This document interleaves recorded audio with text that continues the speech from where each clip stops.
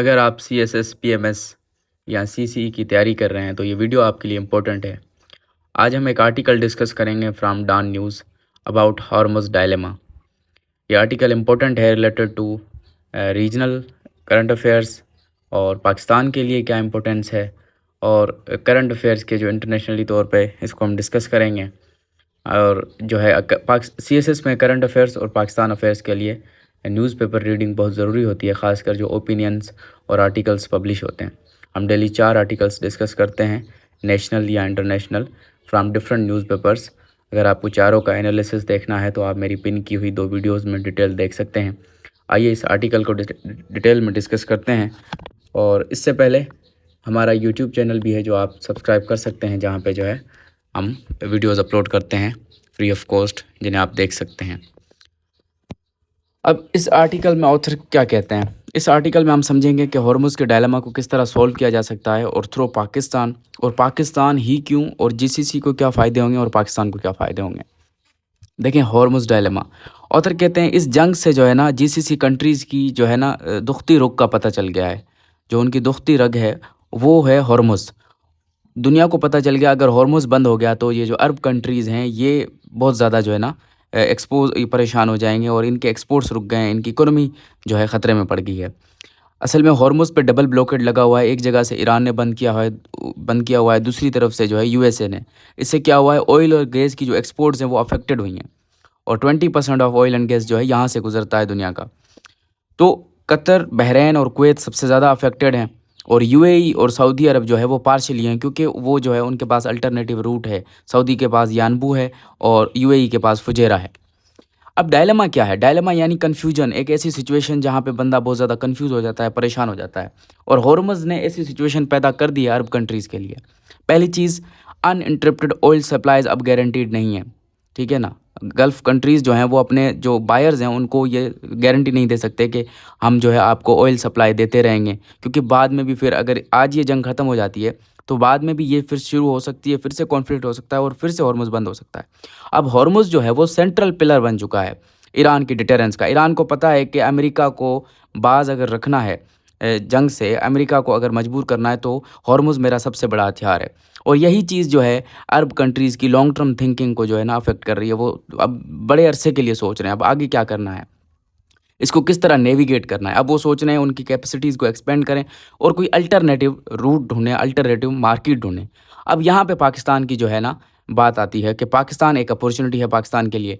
Pakistan renting oil and gas storage facilities दे सकता है, ये सर्विस दे सकता है, यानी ऑयल एंड गैस की स्टोरेज फैसिलिटीज़ पाकिस्तान में बनेंगी और पाकिस्तान जो है उनको रेंट करेगा।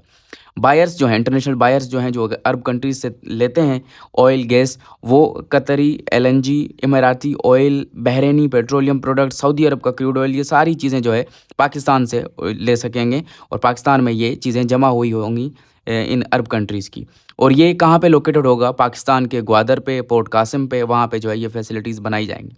इसका फ़ायदा ये होगा कि साउथ कोरिया, जापान, चाइना जैसे कंट्रीज़, इनके पास क्रेडिबल एनर्जी एश्योरेंस होगी कि भाई हमारी एनर्जी नहीं रुकने वाली चाहे जंग हो जाए। क्योंकि जब अगर जंग जो है स्टार्ट हुई है तो इससे क्या हुआ है, तो जो ये एशियन कंट्रीज़ हैं ना, इनको क्रेडिबल एनर्जी एश्योरेंस मिलेगी कि उन्हें पता होगा कि कुछ भी कॉन्फ्लिक्ट हो हमारी एनर्जी जो है आती रहेगी, अनइंटरप्टेड होगी, हमें कोई जो है इसमें मसाइल पेश नहीं आएंगे। ये एक तरह की इंश्योरेंस पॉलिसी होगी कि भाई कोई भी जियोपॉलिटिकल इंस्टेबिलिटी हो जाए, इतनी स्टोरेज होगी पाकिस्तान में ऑयल एंड गैस की कि हॉर्मुज़ अगर फिर से बंद होता है 3-4 महीनों के लिए तो पूरी दुनिया को उसके जो है नताइज फेस नहीं करने पड़ेंगे। अब पाकिस्तान ही क्यों? देखिए पाकिस्तान, हमने देखा इस 100 दिनों की जंग में पाकिस्तान एक वाहिद मुल्क था जिसके बहुत ज़्यादा गहरे ताल्लुकात थे ईरान के साथ भी और अरब कंट्रीज़ के साथ भी। सेकंड चीज़ ये कि पाकिस्तान के पास डिटेरेंट कैपेबिलिटी और डिप्लोमेटिक क्रेडिबिलिटी। अब इसको समझने की कोशिश करें। डिटेरेंस कहते हैं बाज रखने की ताकत, यानी एक अपने दुश्मन के दिल में एक फ़ियर ऑफ रिटेलिएशन रखना कि वो आप पे अटैक ही ना करे। यानी अगर आपके दुश्मन को ये डर हो कि आप जो है जवाबी कार्रवाई करेंगे तो वो अटैक ही ना करे, लेकिन आपकी जवाबी कार्रवाई इतनी स्ट्रॉन्ग हो कि वो उसको बाज रख सके। तो पाकिस्तान के पास ऐसी जवाबी कार्रवाई है कि ईरान बाज रहेगा।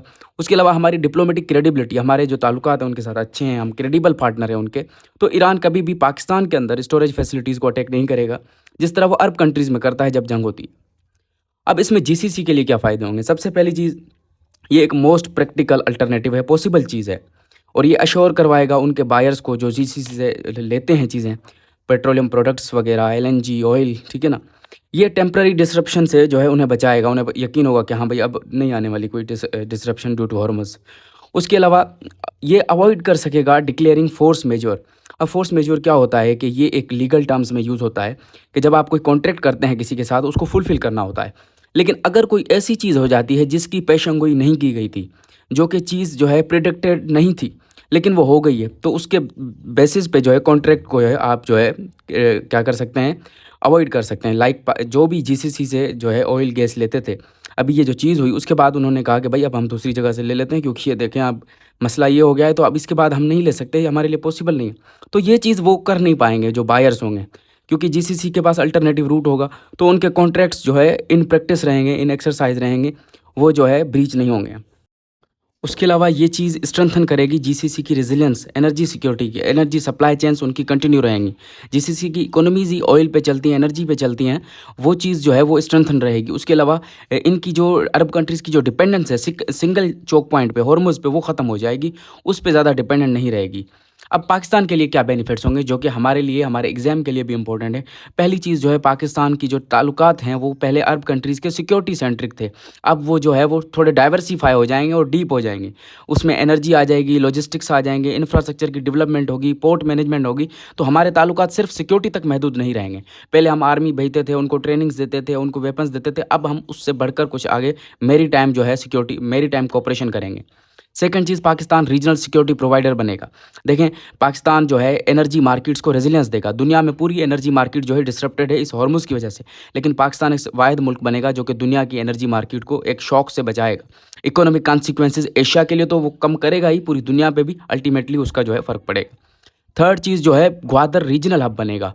ग्वादर एक ऐसा जो है पोर्ट है जो कि प्रोड्यूसर्स, अरब के प्रोड्यूसर्स को और एशिया के कंज्यूमर्स को जो है जोड़ेगा, कनेक्ट करेगा, और इन्वेस्टमेंट आएगी हमारे मुल्क में, स्टोरेज फैसिलिटीज़ बनेगी, ज़ाहिर बात है, रिफाइनरी बनेगी, पाकिस्तान तो नहीं बना सकता, ये अरब कंट्रीज़ ही पाकिस्तान में बनाएंगे और वहाँ पे ये चीज़ें स्टोर होंगी और फिर दुनिया भर में बिकेंगी। इससे क्या होगा, पाकिस्तान जो सर्विसेज देगा, पाकिस्तान उसका रेंट लेगा, फीस लेगा, तो पाकिस्तान के फॉरेन एक्सचेंज जो है उसकी अर्निंग्स बढ़ जाएंगी, जो हमेशा डेफिसिट में हम रहते हैं, हर हर बार हम जो है वल्नरेबल रहते हैं।